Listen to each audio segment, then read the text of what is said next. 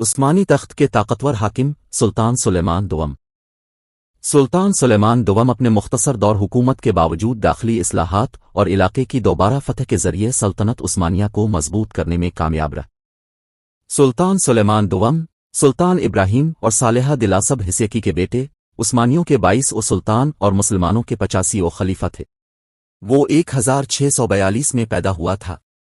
جب وہ 6 سال کا تھا تو اس کے والد کو معزول کر کے قتل کر دیا گیا۔ اپنے 1 سالہ بڑے بھائی سلطان محمد چہارم کے تخت نشین ہونے کے بعد وہ توپکاپی محل میں اپنے اپارٹمنٹ میں رہتے تھے۔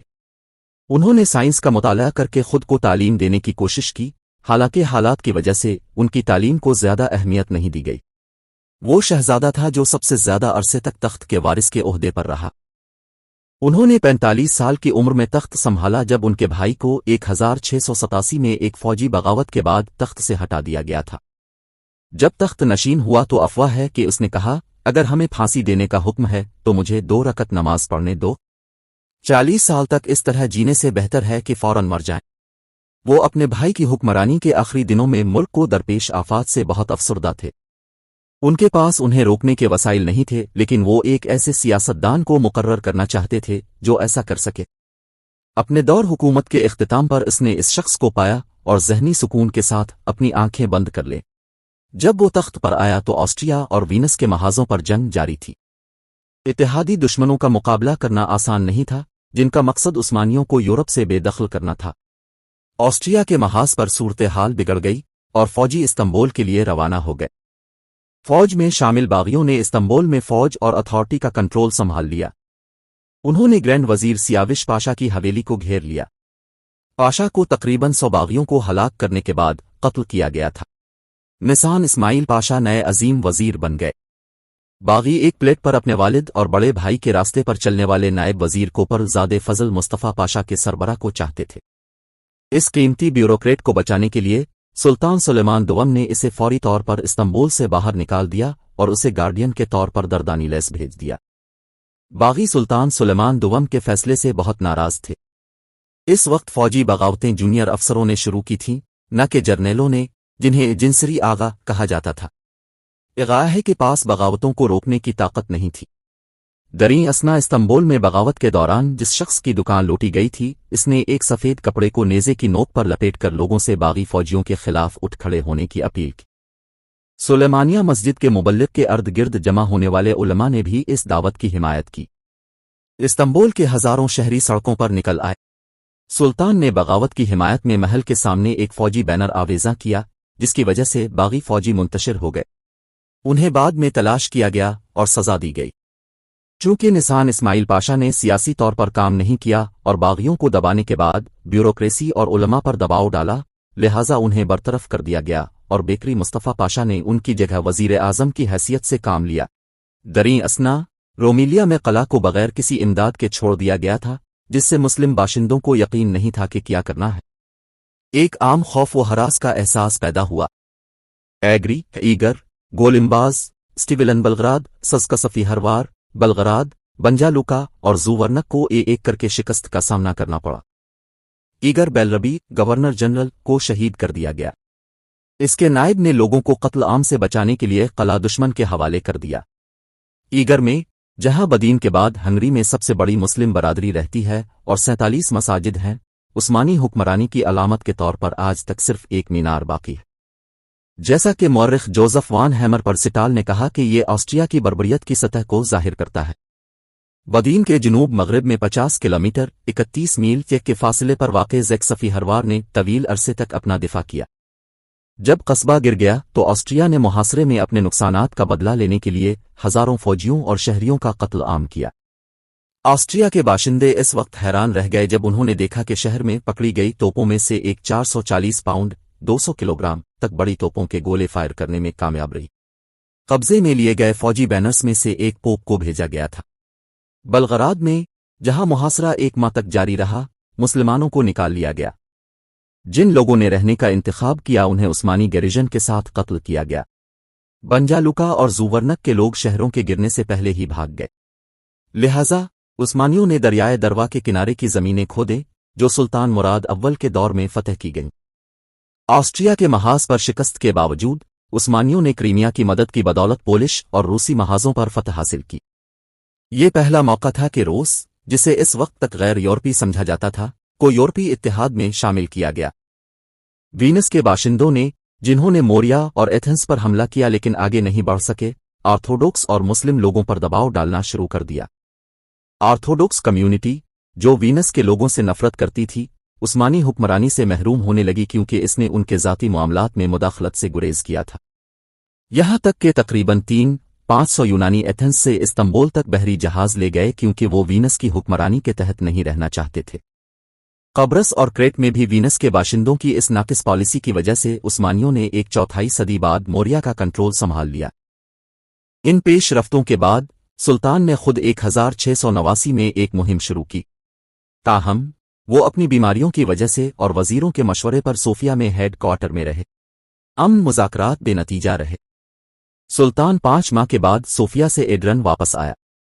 اس دوران نیس اور ویڈن گر گئے۔ سربیا کا ایک بڑا حصہ آسٹریا کے ہاتھوں میں چلا گیا۔ اب عثمانی بوسنیا، کوسوو اور یہاں تک کہ بلغاریہ کا دفاع کرنے کی پوزیشن میں تھے۔ سلطان نے ایڈرن میں ایک شاہی کونسل بلائی۔ شیخ الاسلام دغزادے محمد آفندی نے کونسل کو بتایا کہ ملک کو اس تباہی سے بچانے والی واحد شخصیت کوپرزادے فضل مصطفیٰ پاشا۔ سب اس بات پر متفق تھے کہ پاشا ہی وہ واحد شخصیت ہے جو بیوروکریٹس اور عوام پر اختیار قائم کر سکتی ہے۔ اگرچہ دیر ہو چکی تھی، لیکن یہ صحیح خیال تھا۔ اپنے بھائی کی طرح فضل مصطفیٰ بھی علماء میں تربیت یافتہ تھے اور علم میں اپنے بھائی سے آگے نکل گئے تھے۔ اپنے بھائی کے زمانے میں انہوں نے کوئی سرکاری عہدہ قبول نہیں کیا۔ پرسکون زندگی گزارنے کے بعد انہوں نے بیوروکریسی میں حصہ لیا اور تیزی سے صفوں میں آگے بڑھے۔ انہیں اوسط درجے کی صلاحیتوں کے حامل فوجی کمانڈر کے طور پر سمجھا جاتا ہے، تاہم انہیں تاریخ کے سب سے بڑے تنظیمی ذہین افراد میں بھی شمار کیا جاتا ہے۔ 51 سالہ فضل مصطفیٰ پاشا کو وسیع اختیارات کے ساتھ عظیم وزیر مقرر کیا گیا تھا۔ اس نے غنڈوں کو خوفزدہ کر دیا۔ پاشا اگلے موسم گرما میں مہم کے لیے روانہ ہونے تک اصلاحات میں مشغول رہا۔ انہوں نے عوام پر ظلم کرنے والے بھاری ٹیکسوں کا خاتمہ کیا۔ انہوں نے مالی معاملات کو ریگولیٹ کیا، ناجائز دولت ضبط کی اور فضول خرچی میں کٹوتی کی۔ سلطان نے محل میں موجود تمام سونے اور چاندی کی اشیاء کو پیسے پیدا کرنے کے لیے ٹکسال کو بھیج دیا۔ خزانہ بھر گیا۔ فضل مصطفیٰ پاشا نے فوجی مردم شماری بھی کرائی۔ انہوں نے ایسے افسران کو ریٹائر کیا جو اب مؤثر طریقے سے خدمات انجام نہیں دے سکتے تھے۔ اس نے ایڈرن میں فوج جمع کی۔ 1683 میں ویانا کے محاصرے میں کریمین خان مراد گیرے، جسے گرینڈ وزیر کی کونسل میں توہین کی گئی تھی، کو اس وقت برطرف کر دیا گیا جب اس نے انتقامی کارروائی کے طور پر اپنے فوجیوں کو واپس بلا لیا جس کی وجہ سے اسے شکست کا سامنا کرنا پڑا۔ سلیم گیرے، جس نے اس کی جگہ لی، نے 20 میں پیریکوپ میں عثمانی فوج کے زوال کا فائدہ اٹھاتے ہوئے استنبول کی طرف مارچ کرنے والی 001690 کی آسٹریا کی فوج کو شکست دے کر ایک عظیم خدمت انجام دی۔ کوپر زادے فضل مصطفیٰ پاشا کے اقتدار میں آنے سے یورپ خوفزدہ ہو گیا۔ 1690 میں پاشا ایک مہم پر گیا۔ نیس، ویڈن، سمریو اور بلغراد کو واپس لے لیا گیا۔ تاہم چونکہ فرار ہونے والے لوگ واپس نہیں آئے، لہذا بلغراد ترکی کا شہر بن گیا۔ ہنگری کا شہر اپنی شناخت کھو بیٹھا اور سربیا کے شہر میں تبدیل ہو گیا۔ فضل مصطفیٰ پاشا نے ان مسیحی لوگوں کو معاف کر دیا جنہوں نے دوبارہ حاصل کیے گئے قصبوں میں دشمن کے ساتھ تعاون کیا، یہاں تک کہ انہوں نے انہیں مفت بیج اور جانور بھی دیے۔ پاشا کے اقدامات سے خوفزدہ جرمنوں نے ویانا اور بدین کو مضبوط کیا، تاہم ایرڈیل کو واپس نہیں لیا جا سکا اور 1691 میں یہاں 165 سالہ عثمانی حکمرانی کا خاتمہ ہوا۔ دریں اسنا کچھ لوگوں نے عظیم وزیر کی سخت مالی پالیسی سے تنگ آ کر سلطان محمد چہارم کو دوبارہ تخت پر بٹھانے کی کوشش کی۔ پاشا نے انہیں گرفتار کر لیا اور پھر سلطان سلیمان دوم کے ساتھ 1691 میں ہنگری کی مہم پر چلا گیا۔ سلطان 2 سال سے ایک بیماری میں مبتلا تھا۔ اس کا پورا جسم سوج چکا تھا۔ اس کے باوجود انہوں نے اپنی حب الوطنی کی وجہ سے مہم چلائی، تاہم وہ ایڈرن سے آگے نہیں جا سکتا تھا۔ سلطان سلیمان دوم، جس نے بدین کو واپس لے جانے کی امید کے ساتھ دعا کر کے اپنے عظیم وزیر کو رخصت کیا، 8 دن بعد 49 سال کی عمر میں انتقال کر گیا۔ ان کا دور حکومت 4 سال تک جاری رہا۔ ان کے جسد خاکی کو برف میں استنبول لایا گیا اور سلیمان اول کے مقبرے میں دفن کیا گیا، جسے سلیمان اعظم کے نام سے بھی جانا جاتا ہے۔ جب بھی اللہ اور نبی محمد صلی اللہ علیہ وسلم کا ذکر آتا تو وہ عزت سے کھڑے ہو جاتے۔ شدید بیمار ہونے کے باوجود وہ فوجی ترغیبات کے لیے ایک مہم پر گئے تھے۔ انہوں نے اس چیلنج کو برداشت کر کے اللہ کا فضل حاصل کرنے کی امید کی۔ وہ یورپ میں شکستوں سے بہت افسردہ تھا اور اس نے آنسوؤں کے ساتھ فتح کی دعا کی تھی۔ اگرچہ وہ اپنی آخری مہم میں بستر سے باہر نکلنے کے لیے بہت بیمار تھے، لیکن وہ اسی احساس کے زیر اثر نکلے۔ اپنے پردادا سلیمان اعظم کی طرح، جس کا نام وہ رکھتا ہے، وہ مہم کے دوران فوت ہو گیا۔ وہ ایک ماہر خطاط تھے۔ ان کی تحریر بہت خوبصورت تھی۔ انہوں نے تو کلی احمد آفندی سے سبق سیکھا۔ ان کے استاد عرب زادے عبدالوہاب آفندی تھے۔ تصوف میں وہ حلوتی کے شیخ اطباء علی عثمان آفندی کے فرقے کے رکن تھے۔ سلطان سلیمان دوم کی کبھی اولاد نہیں ہوئی۔ ان کا مختصر دور حکومت اندرونی اور بیرونی پریشانیوں کے ساتھ گزرا۔ ازمیر میں زلزلے میں تباہ ہونے والے سانک برنو قلعے کی مرمت 1688 میں کی گئی تھی۔ انہوں نے یہاں ایک مسجد بھی تعمیر کروائی۔ اس نے ایپ سلطان مسجد کی مرمت کا حکم دیا، جو 1690 کے ایپ آگ میں تباہ ہو گئی تھی۔